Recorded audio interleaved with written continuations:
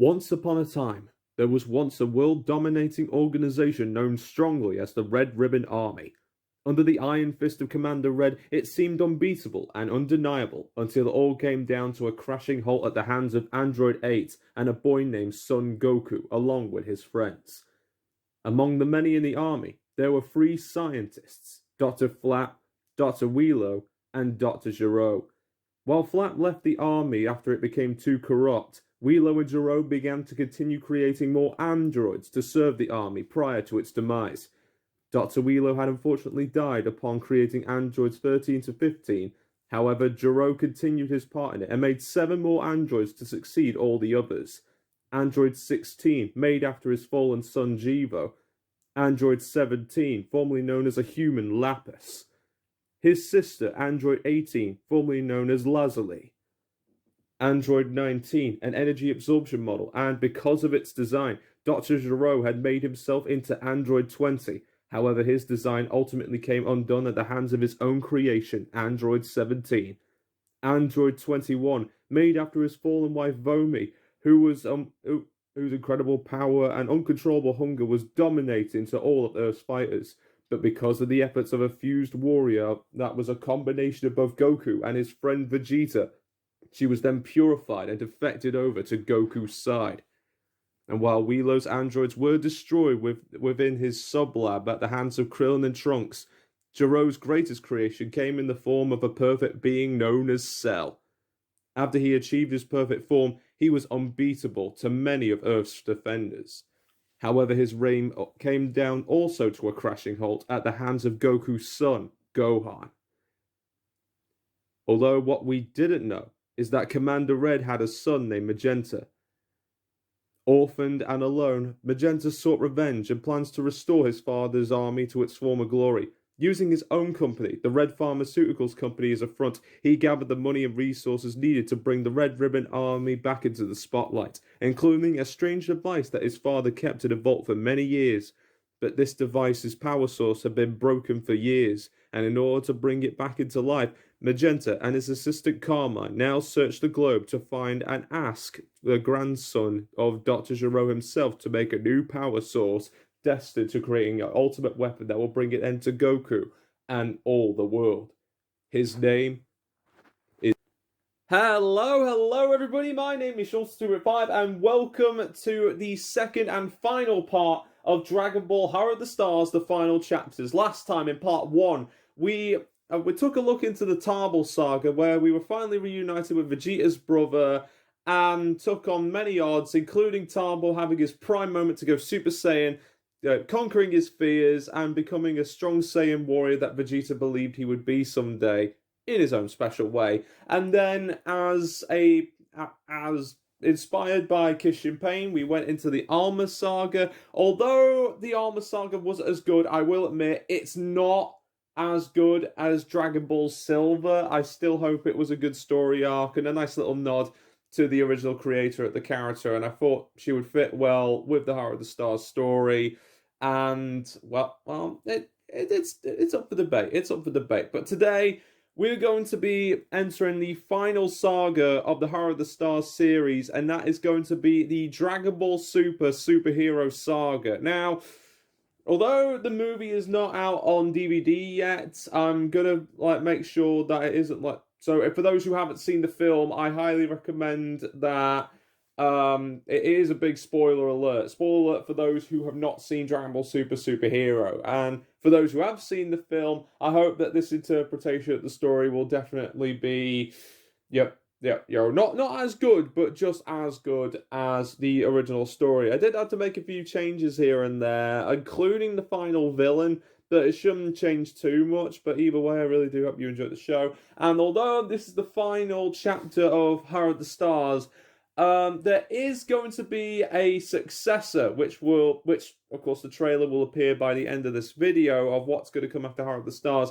But it has been such a long saga, and I wasn't intending on bringing it back so soon, but because again Dragon Ball Super Superhero came out, I saw it. It was a third place winner to the likes of Dragon Ball Super Broly and Battle of Gods. Still a good film, still in the top three, but it just didn't reach the level that Battle of Gods and Broly had. But nevertheless, it was a very good film. And if you haven't seen it yet, I highly recommend that you check it out. It is a fantastic film with a great story layout, fantastic should I say 2.5D animation, especially for an anime film. I guarantee that it is good for those who love that 2.5D. If it is 2.5D, I think it's pretty much 2.5D. Yeah, it's crazy what they do with 2.5D nowadays. But either way, if you're a Dragon Ball fan also, I recommend you check it out. So without any further ado, and see is that we've got a lot of things to cover because this particular saga has more pages than both of the sagas. Again, I think it's around the same amount of pages as the last part, to be fair. But because Dragon Ball Superhero is a movie, there's bound to be a little bit more pages. It could even be turned into a series if they do decide to bring Dragon Ball Super back, which I think they will, considering that they did Battle of Gods and Resurrection F as a series. I hope that isn't the case. I hope that the new Dragon Ball Super series will go in between the events of Broly and Superhero. I really do. But again, it's I have heard rumors that Dragon Ball was coming back, and no matter what it is, can't wait to see what it is. But if they do decide to make Dragon Ball Super Broly and Dragon Ball Superhero a series, can't wait to see how they do it. Maybe they might add a few cool things here and there. You never know. But I digress. So, and of course, before we get into the Dragon Ball Super Saga, I'd just like to say that, of course, if you enjoyed this video and the series to come, although this is the finale, don't worry, there's plenty to come. Be sure to like, comment, subscribe, and stay tuned for more content coming soon. And be sure to stay tuned to the end, where we will reveal Haru the Star's successor. But all the same, very appreciative of all your support, and of course from everyone here at Short Stupid 5, as well as everyone from the Mass Legion, and everyone in the Short Patrol Magpie family. Hope you all enjoyed the final part of the Haru the Star saga, and let's get right into it with quite a different beginning. Let's see how this goes. On the planet Vampa, Broly, Lemmo, and Sheila are living in peace under the Frieza Force's radar. We really don't want Frieza finding Broly again after the last time, unless he wants another hour of a Super Saiyan pounding. No, that's up to Frieza. Broly tries to rekindle his friendship with Bar, but to no great success. At least he didn't try to eat Broly anymore like the 1,000 times he tried to rekindle the friendship before. Some elite space poachers came to take Bar and his babies, but when Sheila and Lemmo got shot in the crossfire, Broly became angry and turned into a Super Saiyan and stood before the space poachers, who tried to shoot Bar too. He broke one of their hands and snaps out of his anger, presumably controlling his Super Saiyan form, and tells the poachers to leave, and so they did. Broly tends to Sheila and Lemmo's bruises, and Bar came to thank Broly. Broly tells Bar that he kept his ear to remember him, and that he has always remembered Bar since. Their relationship was restored just in time for Goku to offer a chance of a training opportunity. I'm not sure what you're doing here, Goku, but, you really are a mystery, my dude. After many years after the Red Ribbon Army's downfall back on Earth, Magenta and Carmine finally find Dr. Hedo at Prison 8 after serving his sentence with a bang. On the car ride back to the base, Magenta tells Dr. Hedo lies about the Capsule Corporation being evil and using alien technology to take over the world to get Dr. Hedo to help him, providing Dr. Hedo and continue to pay for his research in the process. Magenta further sweetens the deal by telling Dr. Hedo about a project that he, too, was working on.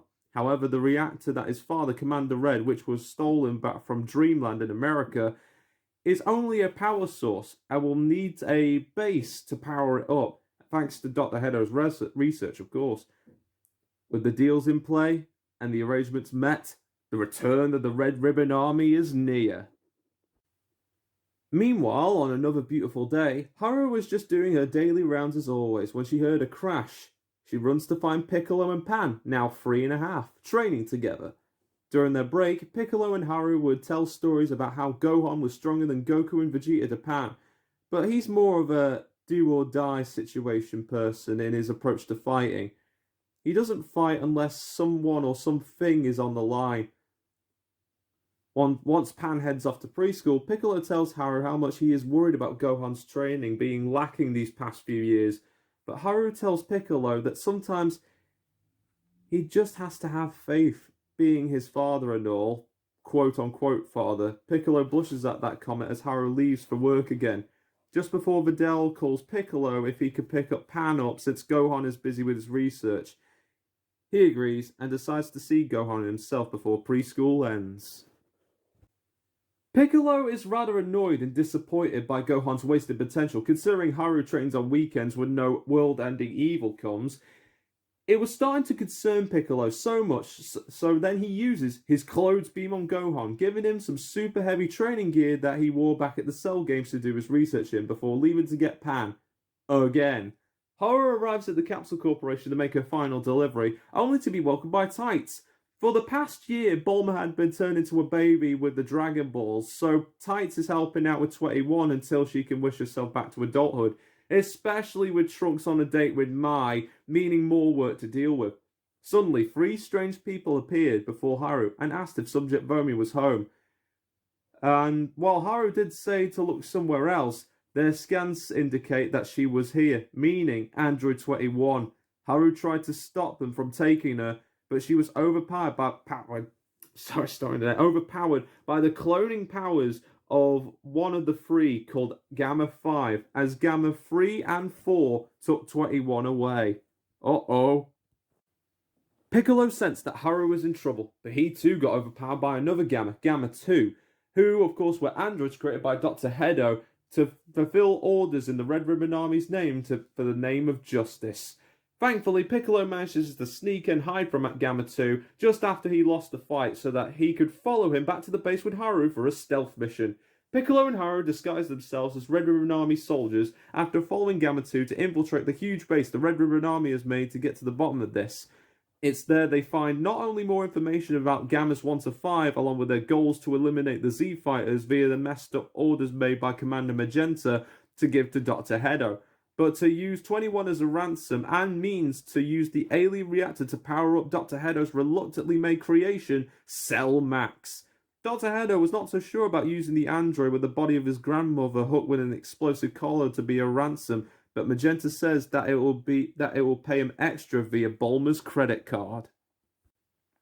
Piccolo and Haru then ask Tights to help contact Goku and Vegeta before heading off to Corinth to get some sensu beans.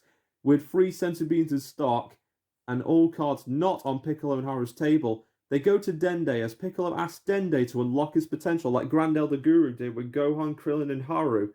Sadly, Dende tells him that Namekians only have that ability when they reach a certain age, but then he suggests that he uses the Dragon Balls to wish the Red Ribbon Army away. But since Piccolo's pride won't allow it, they agree on upgrading the Dragon Balls so that Shenron can unlock one's potential along with the power to bring people who have already died back at the cost of 2 wishes. At the Capsule Corporation, Piccolo makes his wish to unlock his potential. Tights makes her wish to make Bulma an adult again, and Bulma wishes for a Brazilian butt lift. And we all thought Frieza's wish was crazy, but how many wishes did Bulma make on the Dragon Balls again? How many?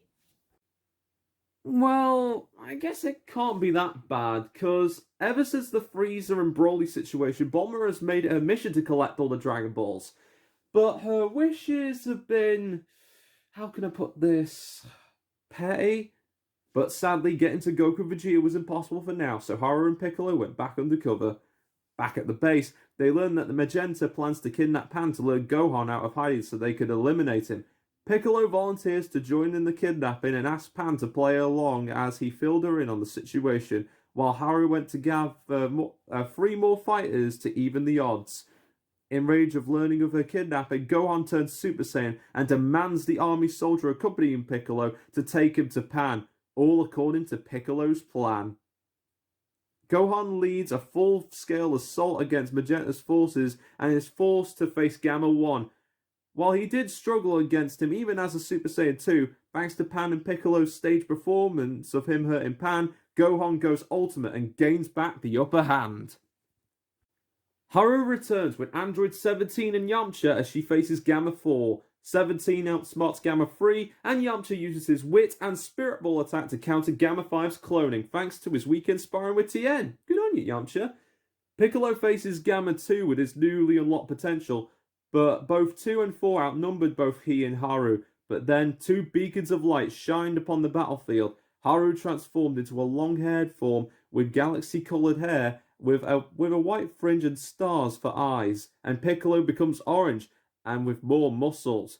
This was the birth of Orange Piccolo and Nebula Haru as they overpowered both Gamma 2 and Gamma 4.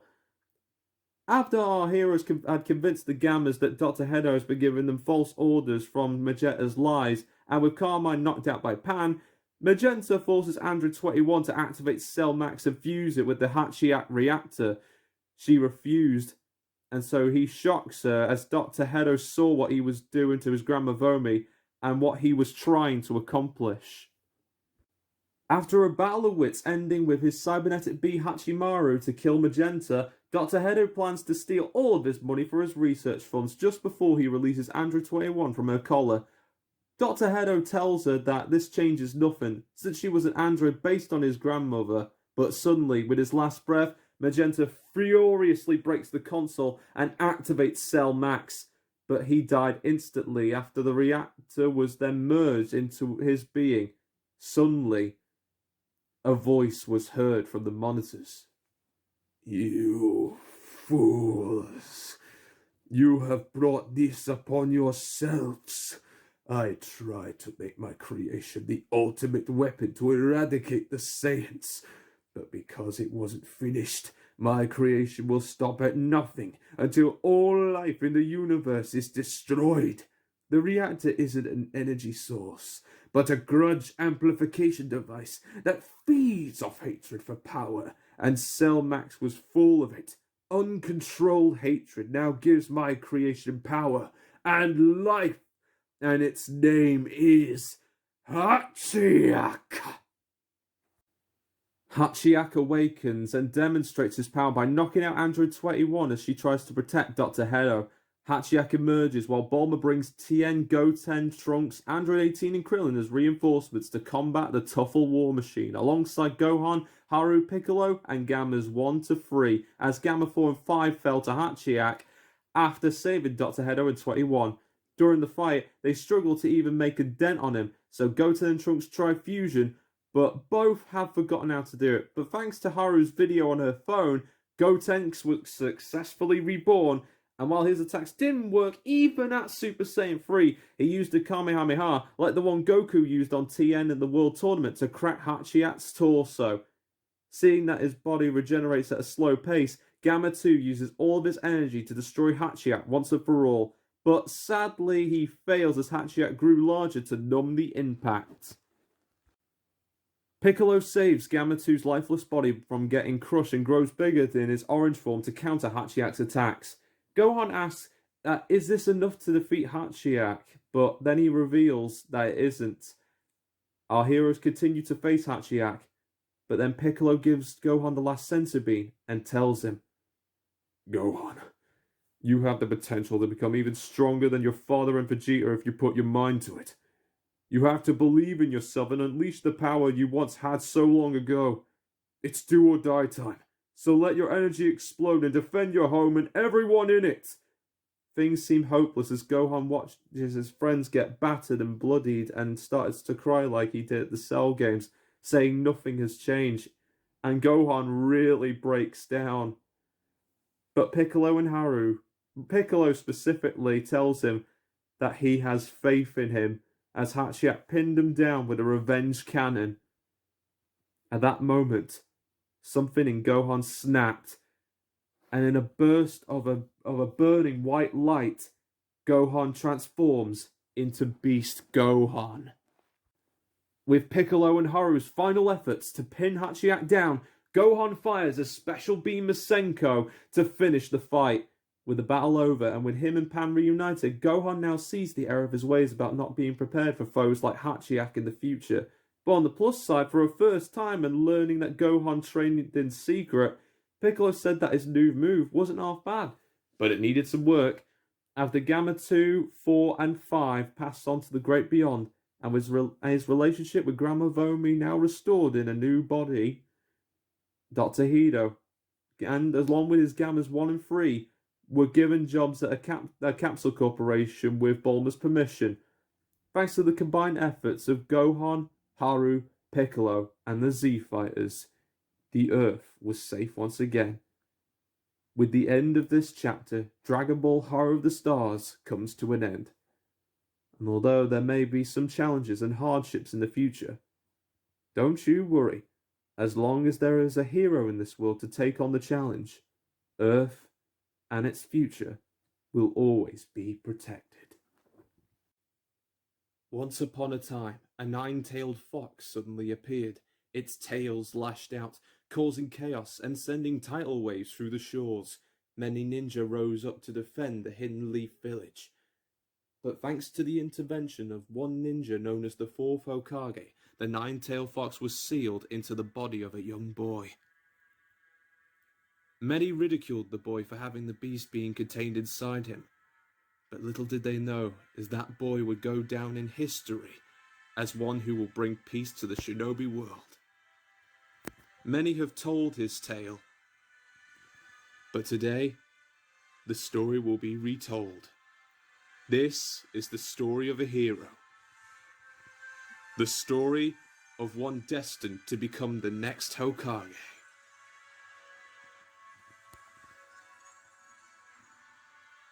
And this boy's name